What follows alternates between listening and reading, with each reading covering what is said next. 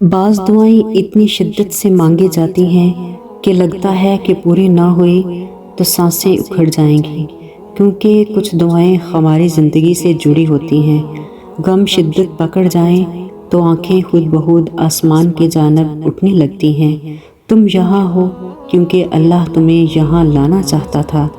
जो खोया है तुमने वो अल्लाह की मुसलहत का हिस्सा था। तुम अल्लाह से उसे दोबारा मांग रहे हो क्योंकि अल्लाह ने तुम्हें दुआ का रास्ता दिखाया है और तुम्हारा दिल दुआ की जानब मोड़ दिया है। ये सब अल्लाह की मर्ज़ी से हुआ है, तो परेशान क्यों हो? उन दुआओं को मौजज़ों में बदलना अल्लाह का काम है, तो तुम सिर्फ दुआ करो जो तुम्हारा काम है। अल्लाह के काम की फ़िक्र छोड़ दो, क्योंकि वो अपने काम बखूबी जानता है। जानते हो, अल्लाह पर तवक्कल के बाद होने वाले मौजज़े हकीकतन होते हैं। मौजज़े वक़ूअ पज़ीर होते हैं जब तुम मुसलसल आसानी की दुआ मांगते हो। तुम्हें क्या लगता है कि अल्लाह जवाब नहीं देता? जब जब तुम दुआ मांगते हो तब तब कहीं किसी के दिल को नरम कर रहा होता है, कहीं किसी के ज़हन में कोई ख्याल डाल रहा होता है, गर्ज तुम्हारे लिए असबाब बना रहा होता है, और तुम्हें लगता है कि तुम्हारी दुआएं ज़ाया जा रही हैं। बस फ़र्क इतना है कि अल्लाह जो तुम्हारे लिए करता है वो तुम्हें नज़र नहीं आता। अगर नज़र आने लगे तो किसी तरह अल्लाह के मंसूबे का इल्म हो जाए तो ईमान कैसा, आजमाइश कैसी। तवक्कल की राह पर चलते रहो, क्योंकि ये राह बहुत खूबसूरत है। इसमें तुम्हारे रब का साथ है तुम्हारे। बस तुम हिम्मत न हारना, खुद को अकेला न समझना। अल्लाह तुम्हारे साथ है।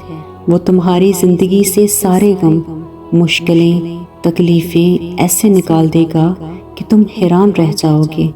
वो वक्त गुज़र गया जब अल्लाह की तरफ से दी गई आजमाइशें कमज़ोर करती थी। याद रखें कि अल्लाह की कुदरत तुम्हारी नामुमकिन दुआओं से बहुत बड़ी है, और जब वो मेहरबान होता है तब वो सारी हकीकतें तुम पर अयां कर देता है। फिर वो या तो तुम्हारी रज़ा में राज़ी हो जाता है या तुम्हें अपनी रज़ा में राज़ी कर लेता है। और अगर कभी लगे कि तुम्हारी दुआओं का कोई फ़ायदा नहीं, तो खुद से वही कहा करो जो हज़रत इब्राहीम अलैहिस्सलाम ने कहा था कि मैं सिर्फ़ अपने परवरदिगार को पुकारता रहूँगा, और मुझे यकीन है कि मैं अपने परवरदिगार से मांग कर कभी महरूम न रहूँगा।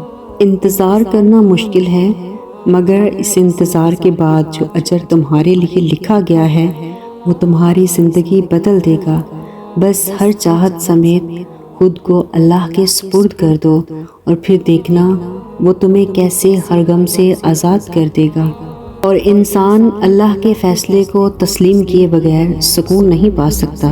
बिन मांगे बहुत कुछ मिलता है, पर सब नहीं मिलता।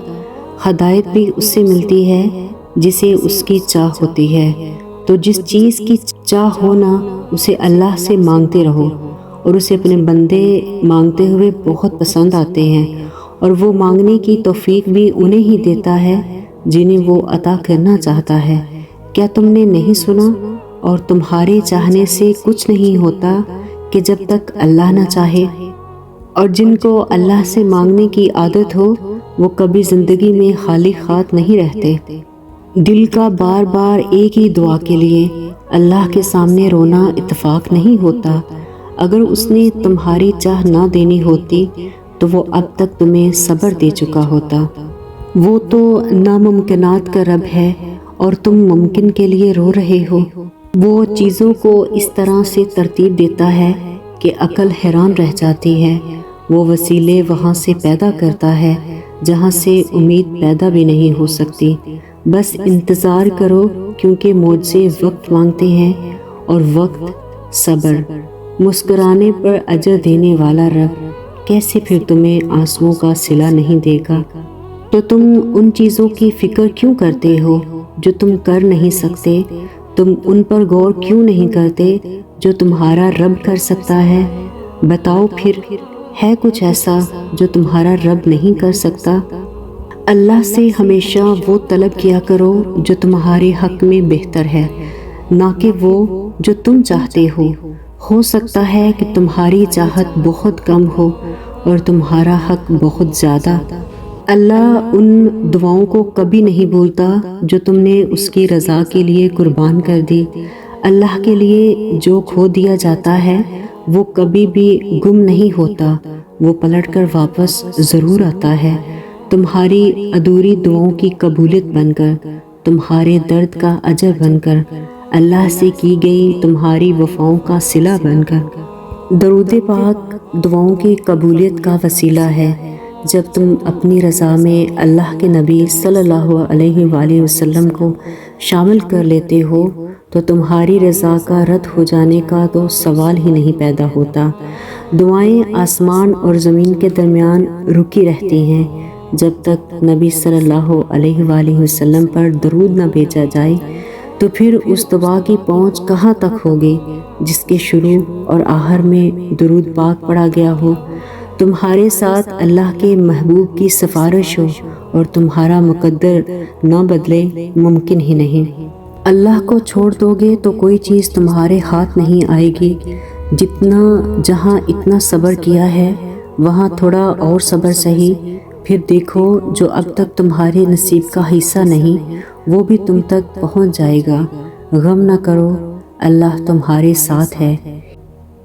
ایک ہار پر خر اس فتح کو بھول گئے ہو جس سے اللہ نے تمہیں خمکنار کیا ہے۔ اس کی رحمتوں کو یاد کرو اور ذہن نشین کر لو کہ تمہارا رب ہر شے پر کامل ہے۔ خطاؤں کے پہلو اگر ان گنت ہیں تو تمہارے رب کی رحمت کے پہلو بھی بے شمار ہیں۔ وہ آدھے ادھورے لفظوں سے داستان سمجھ جاتا ہے، اس کو فرق نہیں پڑتا کہ آنسو لاتے ہو یا لفظوں کا اہتمام کرتے ہو۔ پھر دیکھو کہاں سے وہ وسیلے بناتا ہے، پھر دیکھو کتنی انکہی التجاؤں پر وہ کن فرماتا ہے، پھر دیکھو کیسے وہ تمام عمر کے بے تحاشا اور بے درد دکھوں کو سمیٹ کر تمہیں پھر سے زندہ کر دیتا ہے، پھر دیکھو کہ وہ سب جو کسی کو نظر نہیں آتا، قبولیت کے لمحے کا آ جانا اور کہانیوں کا مکمل ہو جانا۔ تم سوچتے ہو کہ اللہ کو جو جان سے پیاری چیز آزمائش کے لیے تم سے دور کر دیتا ہے وہ واپس لوٹ کر نہیں آتی، مگر یہ بھی تو ہو سکتا ہے کہ جسے چھین لیا گیا ہے وہی تمہارے اس امتحان اور انتظار کا صلہ ہو۔ اللہ تو چاہتا ہے کہ تم یقین کی ڈوری سے بندھ جاؤ، اتنا یقین کہ اس کے کن کے انتظار میں تم اس سے قبولیت کی امید رکھنے لگ جاؤ اور ناممکن چیزوں میں بھی معجزے ڈھونڈنے لگ جاؤ۔ اللہ کی طاقتوں کو کبھی کم مت سمجھو، اگر وہ مہینوں کو سالوں میں بدل سکتا ہے تو وہ قبولیت کی لمبی مسافتوں کو لمحوں میں بھی بدل سکتا ہے۔ جو اللہ نے تمہارے لیے لکھ دیا ہے وہ امتحان کے لیے تم سے دور تو جا سکتا ہے لیکن کسی اور کو کبھی نہیں مل سکتا، اور جسے دعا میں مانگا جائے اسے تمہارا نصیب بھی تم سے چھین نہیں سکتا، وہ ہر حال میں تم تک پہنچ کر رہے گا۔ سب کچھ ہوتے ہوئے اپنے رب پر یقین کرنا تو یقین نہیں ہوتا، وہ تو اپنے پاس موجود اختیارات اور وسائل پر یقین ہوا۔ کچھ بھی پاس نہ ہوتے ہوئے بھی بس اپنے رب پر یقین رکھنا، اور جب کچھ سمجھ میں نہ آ رہا ہو تب بھی اس اللہ کی ذات پر یقین رکھنا دراصل یقین کامل ہوتا ہے، اور پھر اس یقین کا نتیجہ کن فیکون ہوتا ہے، معجزات ہوتے ہیں۔ وہ رب پھر آپ کو کبھی مایوس نہیں لٹاتا، یقین کے بدلے مایوس نہیں کیا جاتا، نواز دیا جاتا ہے، اور ایسے لوگوں کو پھر اللہ وہاں سے عطا کرتا ہے جہاں ان کی پہلی حس بھی پہنچ نہیں سکتی۔ یقین سے ہی دروازے کھلتے ہیں، اور جو لوگ تھک کر رک جاتے ہیں، مایوس ہو کر بیٹھ جاتے ہیں، تو پھر اللہ بھی انہیں اٹھنے کی ہمت نہیں دیتا اور انہیں گرا دیتا ہے، ان کی چاہت میں انہیں تھکا دیتا ہے۔ دعا کی قبولیت آپ کے اندر ہوتی ہے جب آپ کا اخلاص، آپ کی نیت، آپ کی کارکردگی اور اضطراب ایک ہی نقطے پر جمع ہو جائیں تو دعا کی قبولیت یقینی ہے۔ عنقریب اللہ تنگی کے بعد آسانی کر دے گا۔ جب خدا کے فیصلوں پر آمین کہو گے، اس سے لڑو گے نہیں، اور جتنا بھی مشکل کیوں نہ ہو جائے یقین کا راستہ چلتے جاؤ گے پوری کائنات مخالف سمت میں آ کھڑی ہو جائے گی نا، تو تب بھی خدا کبھی تمہیں تنہا نہیں چھوڑے گا۔ بس بے خوف ہو جاؤ ان باتوں سے، ان باتوں میں بے پرواہ ہو جاؤ جن کا علم تمہارے اللہ کے سوا کسی کو نہیں۔ جس نے کوشش کی، اللہ سے مدد طلب کی اور استغفار کو لازم پکڑا، تو اللہ عز و جل لازماً اسے اپنے فضل سے اس قدر نوازے گا کہ اس کے خواب و خیال میں بھی نہیں ہوگا۔ تم یقین کا دعویٰ کرنے لگتے ہو تو تب وہ تمہارا یقین آزماتا ہے، اور ان چیزوں کے ذریعے جن کے بغیر تمہارا گزارا نہیں۔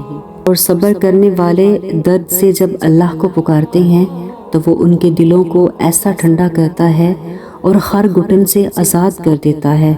تمہارا کام بھی ہے بس دعا کرنا، اسباب وہ خود بناتا ہے، اور جلد ہی وہ تمہیں ایسے خوش کرے گا کہ تم پھر سے جی اٹھو گے۔